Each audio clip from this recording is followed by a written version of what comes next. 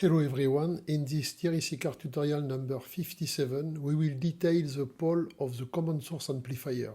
We will explain the amplitude and phase by performing the vector sum for the angular frequency omega p and for half and double of omega p, which are specific points with -1 dB relative to the asymptote for each of them.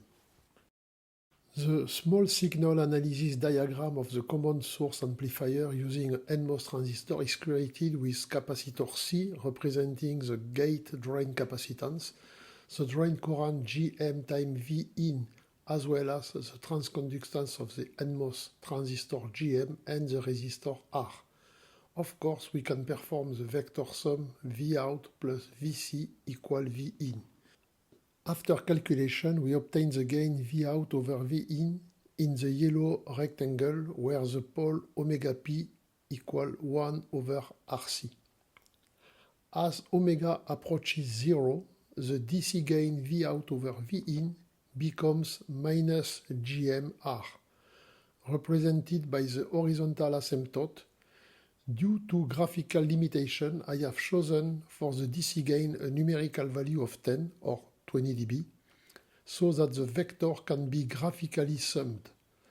A vector representation shows the vector Vin in bold black of magnitude 1 pointing to the right and the output vector Vout of magnitude 10 pointing to the left, so minus 10, or with a phase of 180 degrees.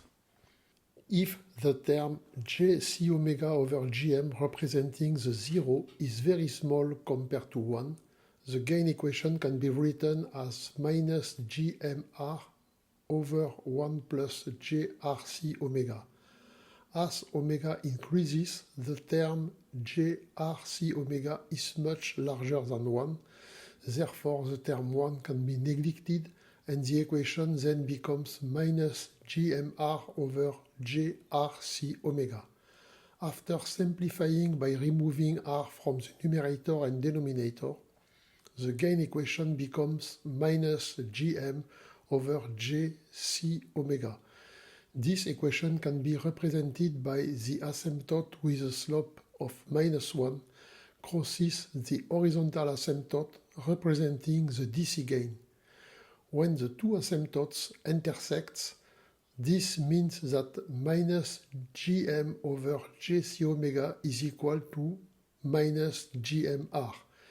This equation is correct when omega equal 1 over Rc, which represents the angular frequency of the pole 1 over Rc. The gain equation minus Gmr over 1 plus Jrc omega is represented by the red curve. This curve joins the horizontal asymptote for the DC gain when the angular frequency omega tends to 0, which means DC. When the angular frequency omega becomes greater than 1 over Rc, the red curve joins the asymptote with a slope of -1. For an exact value of omega equal 1 over Rc, the denominator becomes 1 plus j. As shown by the construction of the vector sum 1 plus j is equal to the square root of 2 and a phase of 45 degrees. Thus, the DC gain of -10 is divided by 1.414 and gives a value of 7.07, means 17 dB, or -3 dB relative to the DC gain. We can now plot the Vout vector compared to the bold black input vector pointing to the right with an amplitude of 7.07 and a phase of 45 degrees relative to 180 degrees. But the Vout phase relative to the input vector is 135 degrees as shown in the phase plot with a red dot. We will next focus on the angular frequency omega equal 1 over 2 Rc. For omega equal 1 over 2 Rc exactly, the denominator becomes 1 plus G over 2. As shown in the vector sum construction, 1 plus g over 2 is equal to 1.118 and has a phase of 27 degrees. Thus, the DC gain of minus 10 is divided by 1.118 and gives a value of 8.9, 19 dB, or minus 1 dB relative to the DC gain. We can now plot the vector V out compared to the bold black input vector pointing to the right with an amplitude of 8.9 and a phase of 27 degrees relative to 180 degrees. However, the phase of V out relative to the input vector is 153 degrees as shown on the phase graph with a green dot. With this second point in the phase plot, we can plot the first part of the phase curve, showing that the phase tends toward 180 degrees as omega tends toward 0. We will end with the third angular frequency, which is twice the pole 1 over Rc, omega equal 2 over Rc. At this angular frequency, the slope asymptote minus 1 is equal to minus 6 dB relative to the continuous gain of 20 dB or a gain of 5, 10 divided by 2, or 14 dB.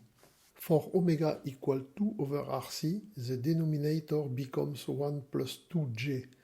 As shown by the vector sum construction, 1 plus 2j equals 2.236 and has a phase of 63 degrees. Thus, the DC gain of minus 10 is divided by 2.236 and gives a value of 4.5, 13 dB, or minus 1 dB from the slope asymptote of minus 1. We can now plot the vector V out compared to the bold black input vector pointing to the right with an amplitude of 4.5 and a phase of 63 degrees relative to 180 degrees. However, the phase of V out relative to the input vector is 117 degrees as indicated by the dark blue dot on the phase plot. With this third point in the phase plot, we can plot the second part of the phase curve, showing that the phase tends toward a 90-degree phase when omega is greater than omega equal 1 plus over Rc. When the angular frequency pole is divided by 2, the gain increases by plus 2 dB as indicated by the green arrow. Conversely, when the angular frequency pole is multiplied by 2, the gain decreases by minus 4 dB as indicated by the blue arrow. When the angular frequency pole is multiplied by 4, the asymptote with a slope of minus 1 is equal to 2.5, which means that the DC gain of 10 is divided by 4, or 2.5, or minus 12 dB. When the angular frequency is much higher than the pole frequency, the small signal analysis diagram of the common source amplifier using an NMOS transistor can be represented as shown with only the capacitor C and the current source Gm times V in. All the current I equal Gm V in flows through the capacitor.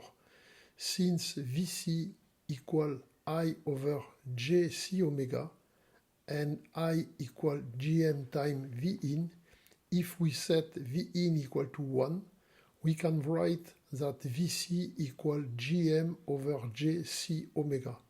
So the asymptote with the slope of minus 1 represents the capacitor voltage amplitude. This means that at omega equal 8 over Rc, the Vc amplitude is 1.25 times V in with a phase of 90 degrees compared to the V in vector. As we showed in the theoretical tutorial number 56 for the bad zero analysis, we can see that the phase V out shifts to less than 90 degrees because as omega increases, the gain V out over V in will become 1 and the phase will be 0 degrees. I want to thank you for your attention. On my next ERIC car tutorial number 58, after reviewing the pole analysis, we will be more focused on the effect of the capacitive load with always looking the vector construction. So see you soon and stay tuned.